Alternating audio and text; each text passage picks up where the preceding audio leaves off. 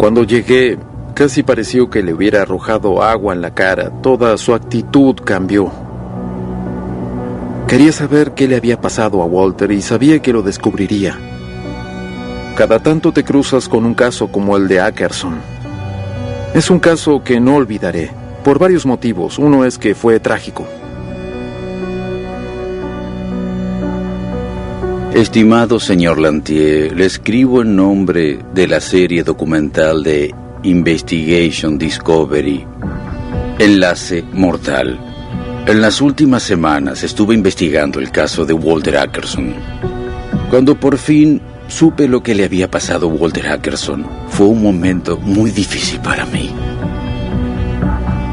Sentí que había fallado. Más allá de lo que hubieran hecho otros, yo había fallado. Te atormenta día y noche. Tenía sueños en los que él me decía, no están haciendo nada. Y luego yo pensaba, pues quizá estoy errada. Quizá no está muerto, quizás pasó otra cosa. Pero no es algo de lo que puedas hablar.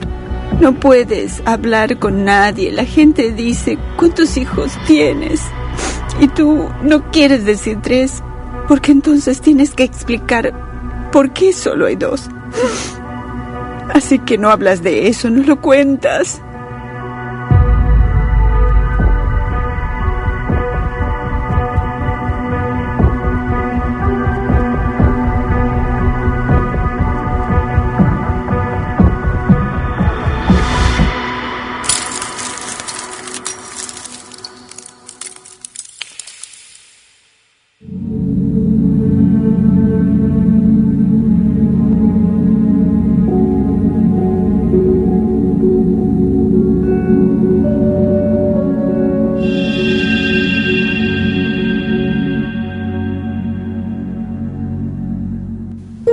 La llamada que recibí por este caso y que me llevó a investigarlo fue una llamada de una dependencia policial de Alabama.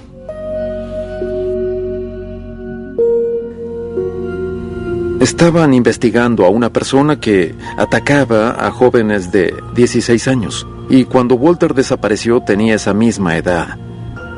Y uno de los panfletos con la foto de Walter Ackerson estaba entre las cosas de un hombre que habían arrestado. Y desde luego pensaron que Walter debía haber sido una de sus víctimas.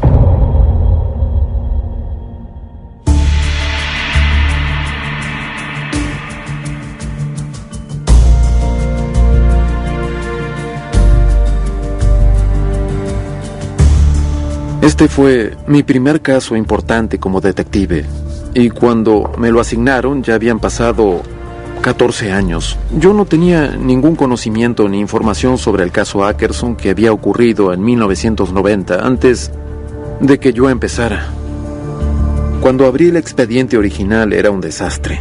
Todo estaba desordenado y había pistas que no se habían investigado. Lo último que figuraba era que el caso se cerraba porque se había escapado, pero no se había investigado mucho. Y eso me llamó la atención. Era algo inusual. No era un caso que te tocara todos los días.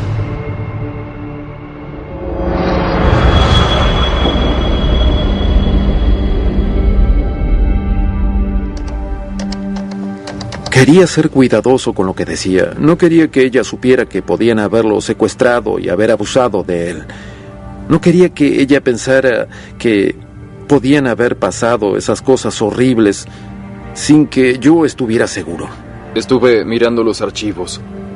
Pero no quería decirle que se volvería a abrir e investigar el caso.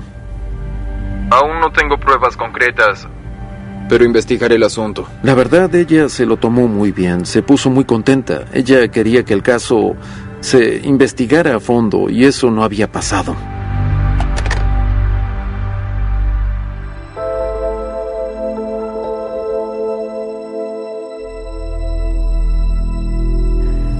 Yo quería que investigaran con la esperanza de que pudieran hallar una respuesta sobre lo que le había pasado a mi hijo.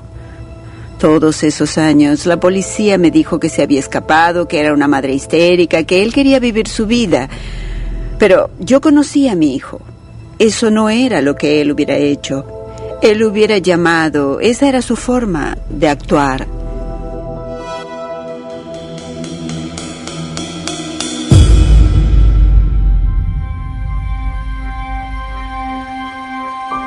Walter tenía facilidad para la lectura y también era bastante bueno en ortografía, pero sus compañeros lo molestaban porque era pequeño, así que faltaba a la escuela. Él quería dejar la escuela, esa era la solución para él, no ir más a la escuela. Iban a expulsarlo por faltar tanto. Job Corps parecía la solución perfecta para él en ese momento.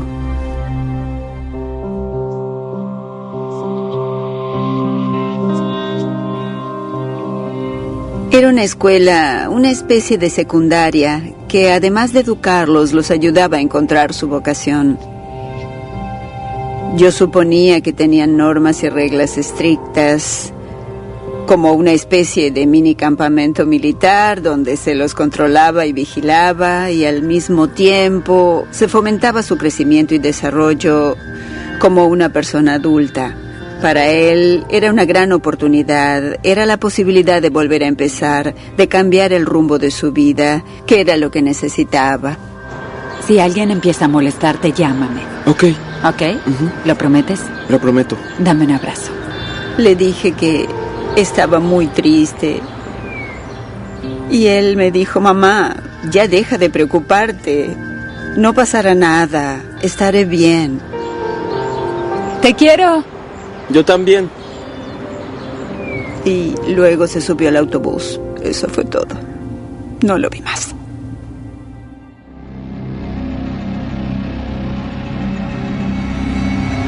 Mi mayor temor todos esos años era que a mi hijo lo hubiera secuestrado un delincuente sexual.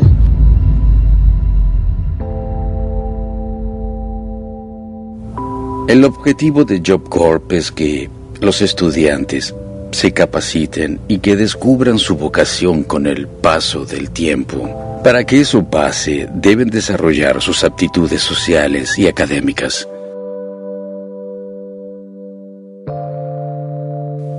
Siempre trabajaba con jóvenes en mi rol de voluntario, así que me contrataron en Job Corps porque a uno de los centros le estaba yendo mal y me pidieron ayuda.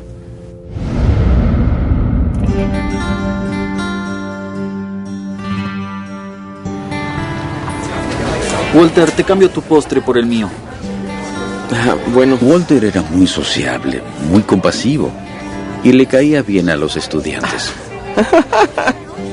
Walter tenía potencial.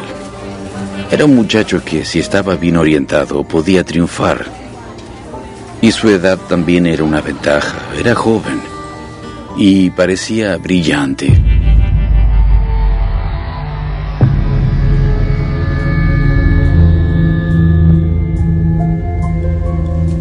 El domingo a la mañana, cerca de las 10, vino a verme una joven llamada Emma y me preguntó... Hola. Si sabía dónde estaba Walter Ackerson. Yo le dije que no, que me había ausentado un par de días, y ella empezó a contarme que no lo veía desde el viernes. Seguro está en el campus. No, me fijé en todos lados. ¿En serio? Para Emma era raro no saber dónde estaba, eran amigos. En Job Corps, cada turno, en algún momento, debía pasar lista entre los estudiantes.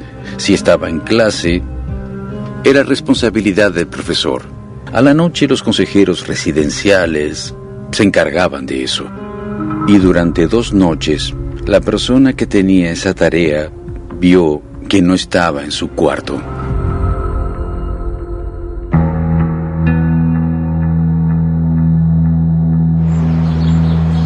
¿Cómo están? ¿Vieron a Walter últimamente? Uno de mis amigos me dijo que lo vio en la licorería. El domingo en la noche sabía que Walter no estaba en el campus y que lo habían visto con 2 hombres adultos que no eran estudiantes saliendo de una licorería y caminando hacia Playa Nye. Yo sabía que en esa playa se bebía mucho alcohol, se fumaba marihuana y se consumían otras drogas. Me preocupaba ese relato. Él no me daba la impresión de ser así. Esa imagen de él con dos hombres adultos en la oscuridad yéndose a la Playa Nye fue la imagen que tuve en la cabeza todos esos años. ¿Por qué no damos un paseo, amigo? ¿Qué te parece? Esa es la parte que me atormentaba, que lo que hubiera pasado a partir de ahí no era nada bueno.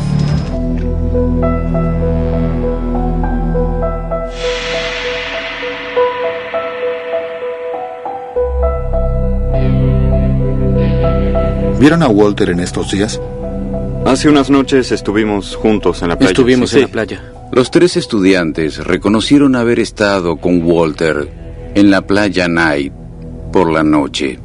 Conocieron a unas chicas y empezaron a charlar con ellas, pero Walter terminó ahuyentándolas. Se puso tan molesto que ellas decidieron irse. Eso no estuvo bien, viejo. ¿Qué?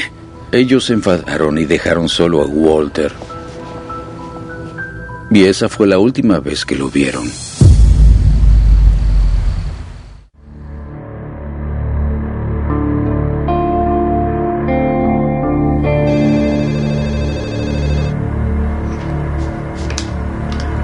Hola, habla Karen. La persona que llamó me preguntó, ¿qué planes tiene Walter? Eso me extrañó porque me dije, ¿por qué sabría yo más que ustedes sobre sus planes? Eso pensaba yo. ¿A qué se refiere? Le dije, ¿por qué no le preguntan ustedes? Y la persona respondió, Walter no está acá, se ausentó. Y yo dije, no entiendo lo que dice. Me dice que desapareció. ¿Llamaron a la policía?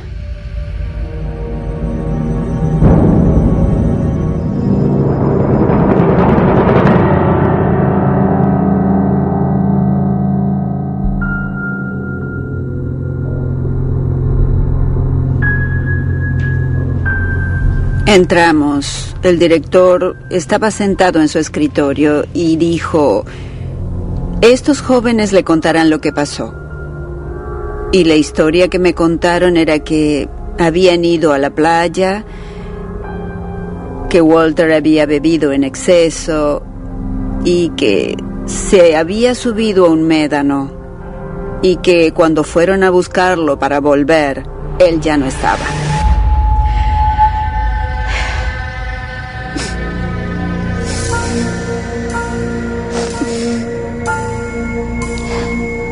Desde luego, yo pensé, pasó algo terrible, pasó algo muy grave.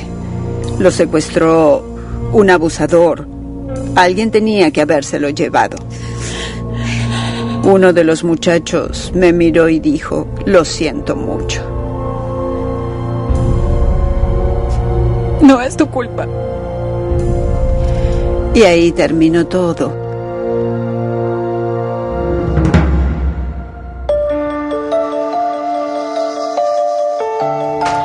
Fui a la policía y les dije que quería reportar la desaparición de una persona con urgencia. No sé qué hacer ahora. Espero. Esto pasa todo el tiempo. Los jóvenes se escapan y luego vuelven. Para ellos, se había escapado e iba a aparecer en algún momento. La policía me dijo que se había escapado, que era una madre histérica, que él quería vivir su vida y que no quería seguir normas y reglas. Él no es así. La mantendremos al tanto. No tenía ningún sentido que él hubiera desaparecido así sin llamar a nadie. No tenía sentido. Está bien. Queríamos que interviniera la policía para poder saber qué había pasado, dónde estaba. Pero nunca nos llamó nadie.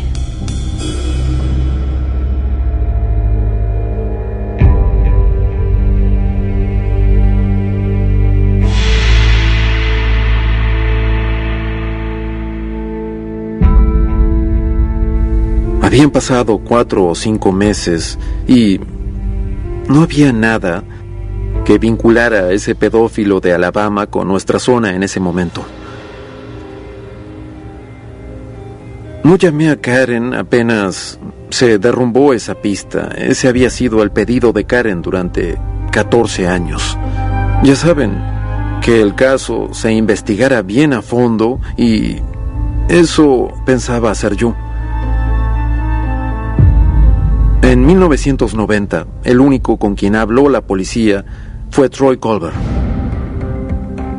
No les tomaron declaraciones a los otros jóvenes. Los primeros investigadores del caso eran buenas personas, me habían guiado en mis inicios y eran muy respetados por todos. Pero se habían equivocado en esto y era una pena. Algo le había pasado a Walter, ya no estaba con nosotros. Ellos habían sido los últimos en verlo con vida. Ellos eran la clave.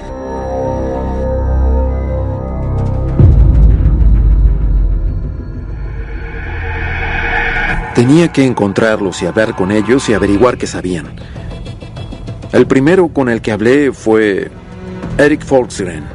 Y en esa entrevista contó algo muy similar a la declaración original de Troy Culver en 1990. Muchas gracias.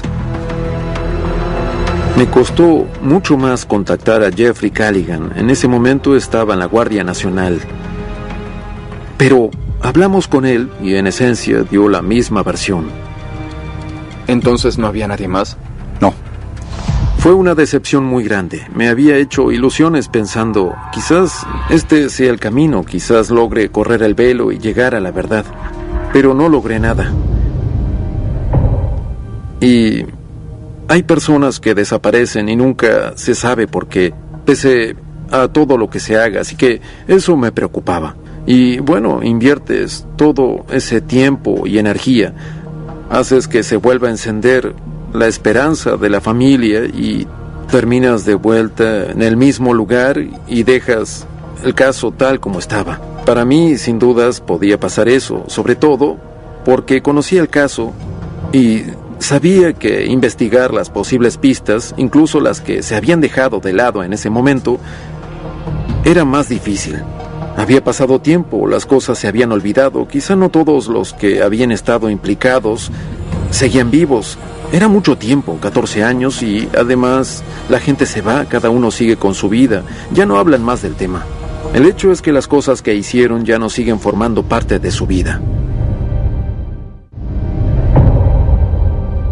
Lo único que me quedaba era ir a hablar con Troy, el único al que habían entrevistado en 1990. Troy abrió la puerta. Le dije que estaba investigando el caso de desaparición de Walter Ackerson y casi pareció que le hubiera arrojado agua en la cara. Toda su actitud cambió y recuerdo que se quedó mirando a la nada. Le pregunté si podía hablar con él y me dijo que sí. Ok, bien, perfecto. Y luego se sentó conmigo en el porche. ¿Puedes contarme lo que pasó ese día? Era evidente que el asunto del que hablábamos era importante para él, pero su mente estaba en otra parte. Era casi como hablar con una persona que estaba en shock. Así que le dije, Troy, estás distraído. Sé que a veces las personas sufren algún hecho traumático y luego lo reviven como si fuera una película. Creo que eso es lo que te pasa. Y me gustaría saberlo. Y él me dijo, no, nada de eso. No sé qué pasó. Tan solo desapareció. No sé qué pasó. Por desgracia, lo que contó Troy no fue muy distinto de lo que ya había declarado en 1990. Así que el problema que tenía era que no había ninguna otra pista. Tuve que olvidarlo.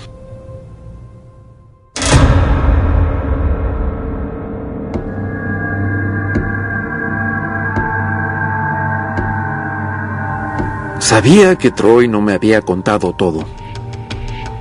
Ocultaba algo. No sabía muy bien qué era, pero sospechaba que él tenía información sobre Walter. Algo. Walter les caía bien a todos, incluido el personal. Era un buen joven y parecía vulnerable.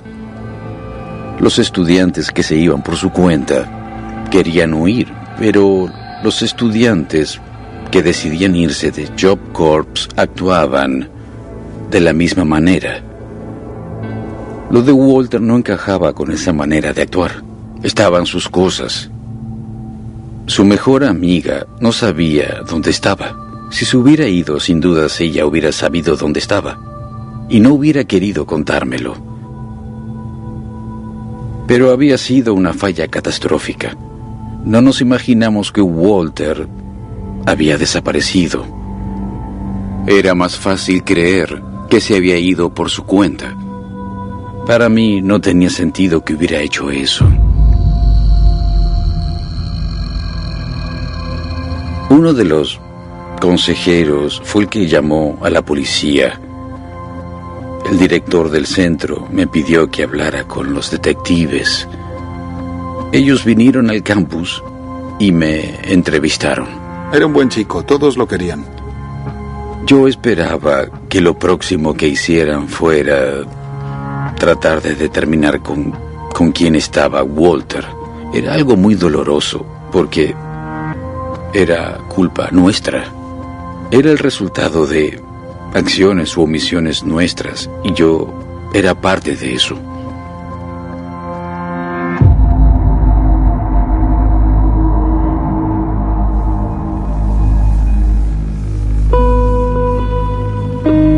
Tenía sueños en los que él me decía, no están haciendo nada. Y la verdad era muy inquietante. No sabía si prefería enterarme de que había pasado algo horrible o vivir sin saber qué había pasado. No sabía qué sería peor para mí. Quizás era mejor no saber que conocer la terrible verdad de que mi hijo había sufrido.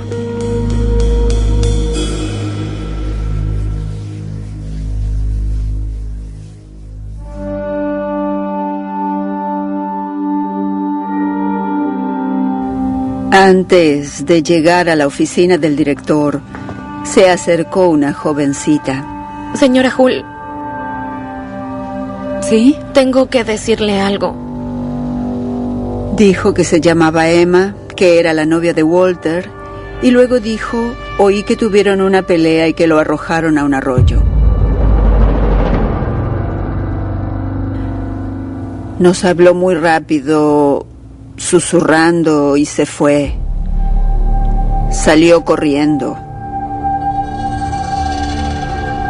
Pensé, oh, por favor, alguien le hizo algo a Walter y esta jovencita lo sabe y hay alguien que está mintiendo. Quizá alguien lo mató, quizás lo arrojaron a un arroyo y quizás se ahogó.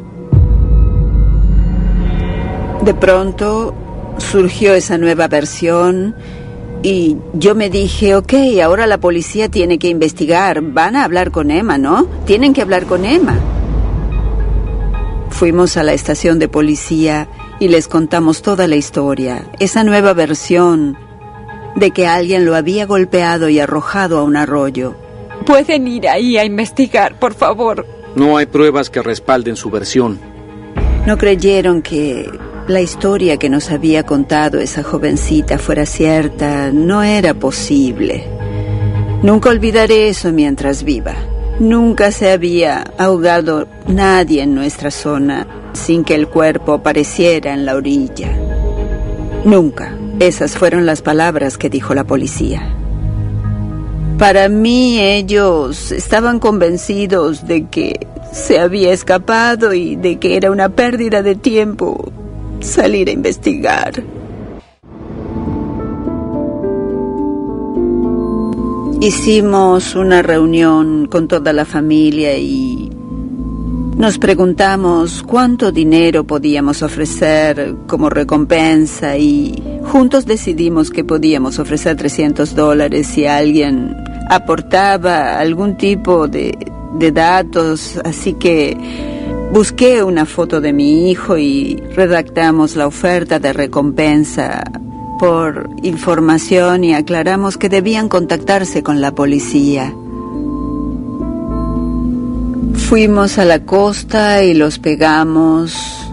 en gasolineras, tiendas, cualquier lugar que nos dejara pegarlos, y la mayoría fue muy amable en ese sentido. Tratamos de cubrir toda la costa de Washington en caso de que alguien hubiera visto algo en esa zona.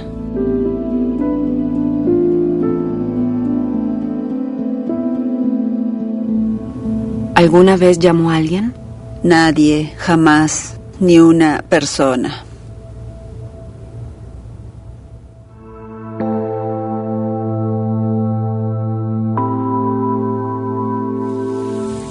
Si empezaba a hablar del tema, me angustiaba y me echaba a llorar.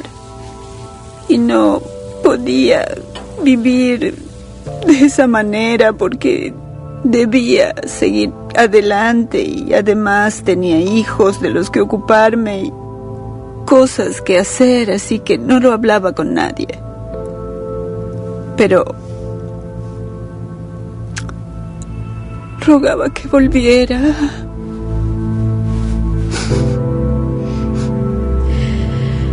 Siempre está presente, nunca lo olvidas. Hagas lo que hagas. Hay muchas cosas que te hacen pensar en eso. Y la gente dice, ¿cuántos hijos tienes? Y tú no quieres decir 3, porque entonces tienes que explicar por qué solo hay 2. Así que no hablas de eso, no lo cuentas a nadie. Lo siento.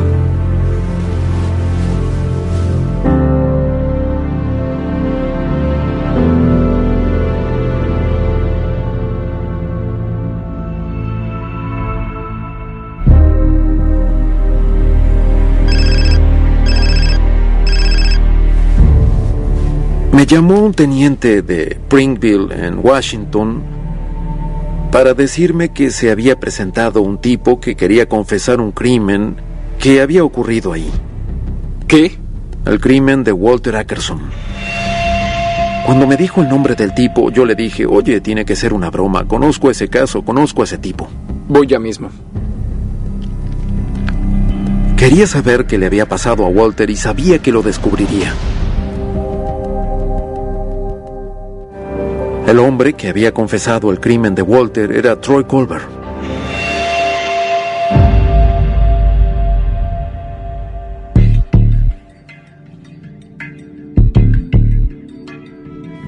Yo había hablado con él en 2004 y sabía, por la charla que habíamos tenido, que él ocultaba algo.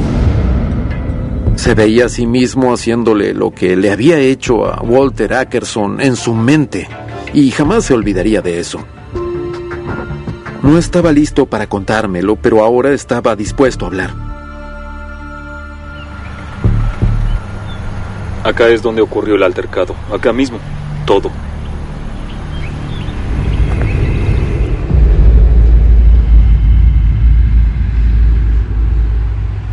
Terminé empujando a Walter de la colina. Él cayó para acá. Yo bajé a buscarlo y lo seguí hasta este sector donde está el árbol.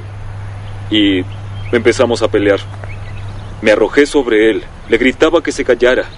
Recuerdo eso. Y recuerdo que en un momento me detuve y lo agarré, lo levanté.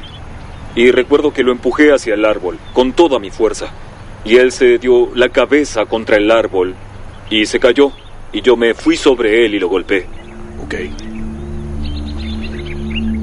Troy dijo que empezó a golpearlo de manera salvaje y sin motivo, y que Walter no se defendió en absoluto. Así que Walter perdió el conocimiento casi de inmediato. Pero por dentro lo único que pensaba era que lo había matado, y entré en pánico. ¿Sabía si estaba muerto? No podría decirlo con certeza. Me dije, tengo que deshacerme de él. Y lo cargué sobre mi hombro y lo llevé hasta ese puente. Y lo arrojé por la baranda. ¿Por qué motivo lo arrojaste del puente?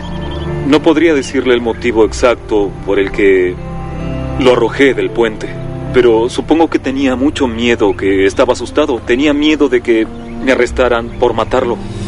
Y desde entonces tuve miedo.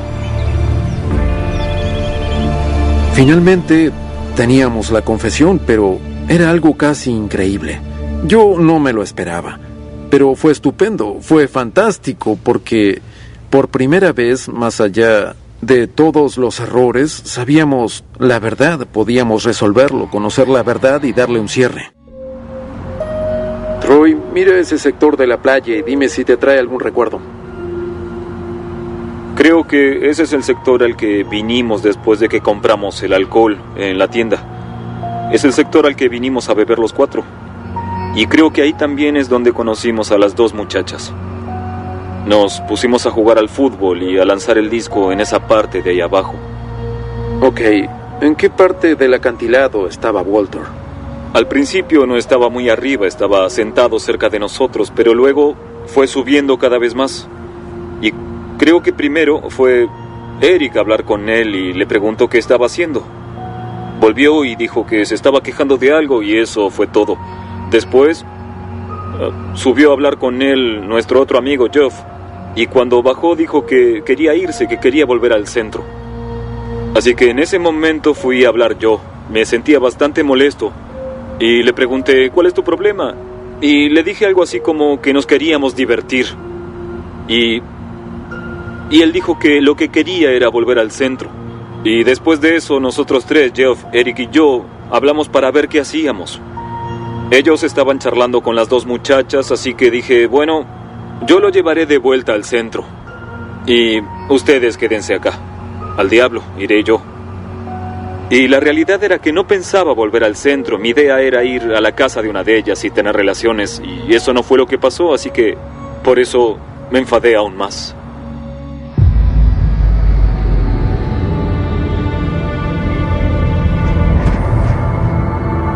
Recibí una llamada del detective Meister. Me dijo, voy a estar en Washington y me parece una buena oportunidad para pasar a verla. Y lo que pensé en ese momento fue un lindo gesto de su parte. Y después lo pensé mejor y dije, no, seguro no viene solo para verme, seguro sabe algo. Y quizás hallaron el cuerpo de Walter.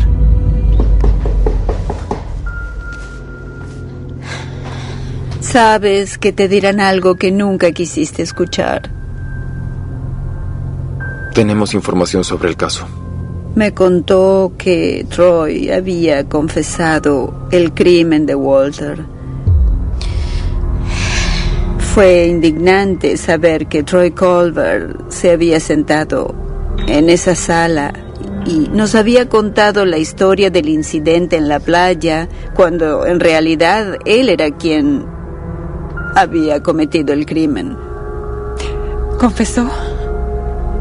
Sí. Lo peor de todo fue darme cuenta de que cuando él dijo lo siento mucho, no quiso decir lo siento mucho porque no cuidé bien a su hijo, sino lo siento mucho porque yo lo maté.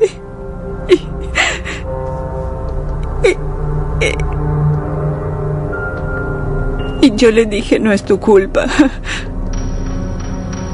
Y todo el tiempo él sabía que lo era. Lo sabía.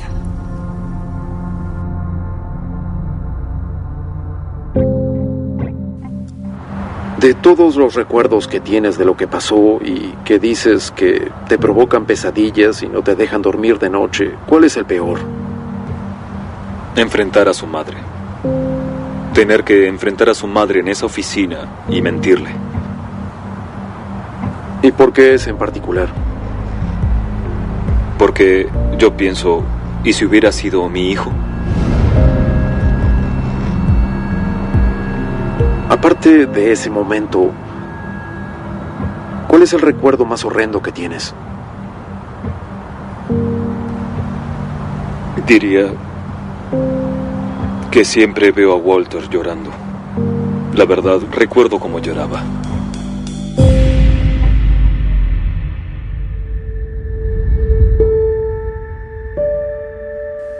Lo más duro fue que dijeron que lloraba y balbuceaba. Le estaban dando una paliza. Por favor, sí, el otro era mucho más corpulento que él. Él era pequeño, es decir, aunque tenía el cuerpo de un joven de 16 años, era solo un niño, ¿sí? No era más que un niño. Saber que había sufrido fue muy, muy, muy duro. Solo quería que pagaran por el crimen en ese momento.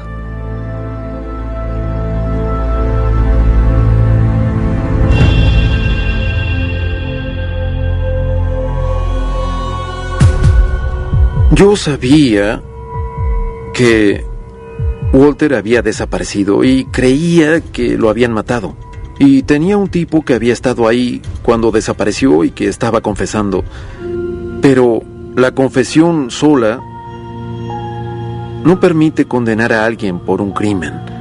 Hace falta información que corrobore que ocurrió un crimen. Pero no teníamos pruebas, así que necesitaba el testimonio de los demás.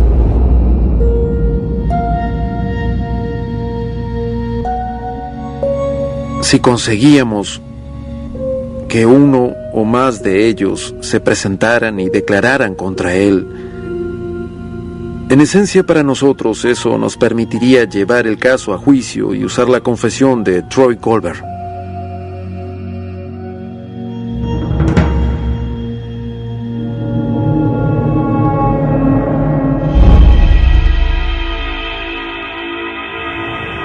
¿Cuánto duró la golpiza? Minutos, 15 minutos, 20 minutos quizás. Duró un rato largo.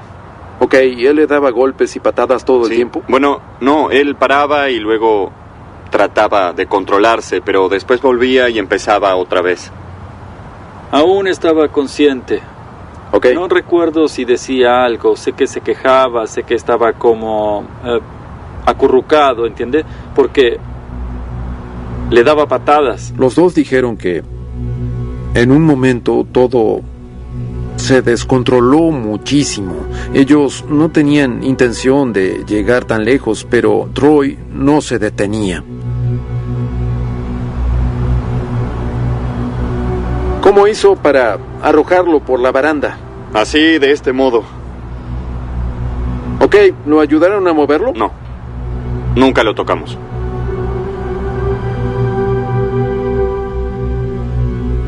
Decidimos no acusar a esos dos tipos por la participación que pudieran haber tenido para poder usar su declaración en el juicio junto con la confesión de Troy para lograr que lo condenaran, que fue lo que pasó y funcionó.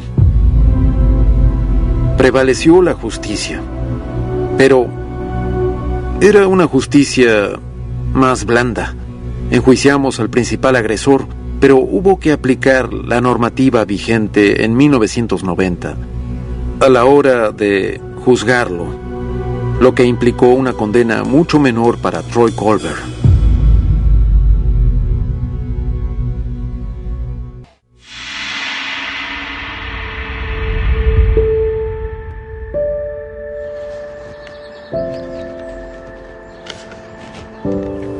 No esperaba que fuera a prisión por el resto de su vida. Pero jamás se me hubiera ocurrido pensar, bajo ninguna circunstancia, que le darían 10 años por un homicidio. Jamás. No soy de las personas que buscan vengarse haciendo una tontería. Supongo que algún día les llegará la hora y deberán responder por eso.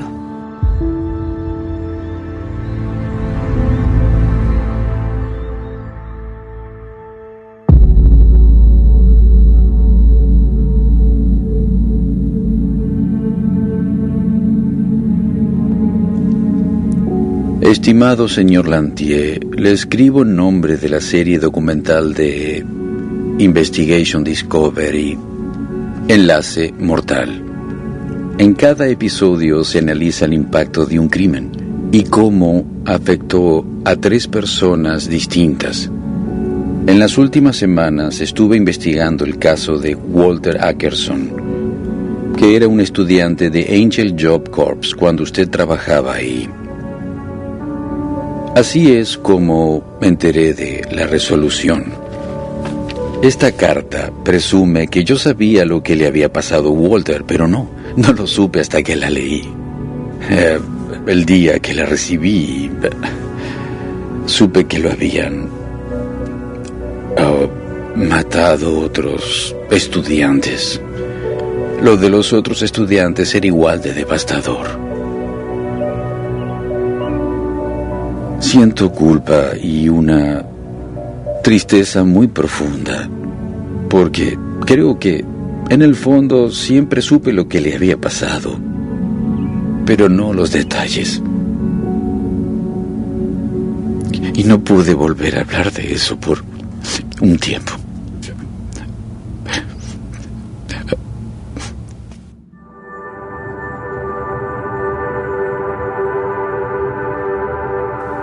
Esta es una de esas cosas que me producen una sensación agridulce cuando las recuerdo. Creo que pude marcar la diferencia y al menos decirle la verdad a la familia. Y eso es muy importante y sé que también lo fue para Karen. Si desapareció un ser querido tuyo, sobre todo un hijo, ¿quieres saber lo que pasó realmente y poder llorarlo y saber la verdad?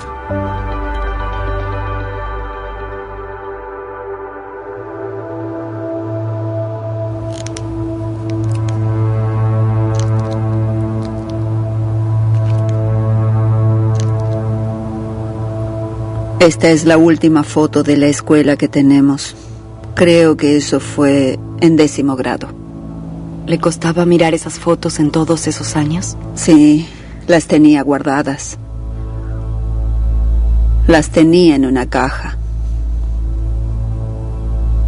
Sí, miraba esta foto, me echaba a llorar, así que era más fácil no tenerla a la vista.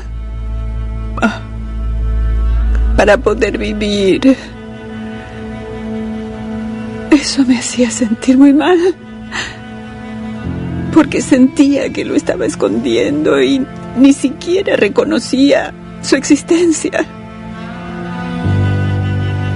Así que un día, no sé por qué, pero un día, finalmente saqué sus cosas y decidí que debía reconocer que él era parte de mi vida, aunque no estuviera. Cuando te fijas, siempre ves lo mucho que quería a su familia, lo importantes que eran todos para él. Siempre estaba abrazando a alguien. Era una persona muy amorosa. Pienso que estoy mejor. Aún siento un vacío enorme en el corazón cada vez que miro esta foto. Y siempre lo extraño y siempre me pregunto qué hubiera sido, cómo hubiera sido de adulto. Pero creo que ya lo acepté. Está en el cielo y algún día nos veremos.